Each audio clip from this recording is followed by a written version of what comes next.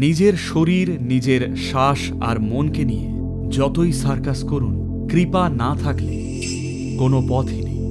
কারণ কৃপা শুধু একটা নির্দিষ্ট কোনো জায়গাতে নেই, আছে সর্বত্র।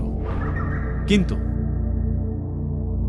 নিজেকে তার যোগ্য করা, কোনো স্থানকে সেই কৃপা গ্রহণের উপযুক্ত করা বেশিরভাগ মানুষের জন্য অত্যাবশ্যক। সবাই এমন তৈরি হয় না যে সে ট্রাফিক জ্যামে বসে আর আনন্দে মেতে থাকবে। তাদের একটা নির্দিষ্ট পরিবেশ, একটা নির্দিষ্ট শক্তির আবহ দরকার, না হলে তারা কিছুই অনুভব করতে পারে না।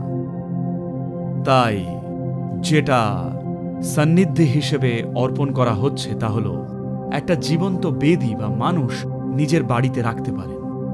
একটা বেদী স্থান তৈরি করা যেটা খুবই সজীব, যেখানে মানুষ নিজের সাধনা করতে পারবে আর সাধারণ কল্যাণও আনে।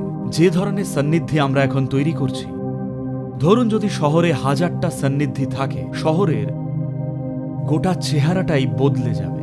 মানুষ স্বয়ং যেভাবে চিন্তা করে, অনুভব করে আর জীবনকে অনুভব করে তা বদলাতে পারে।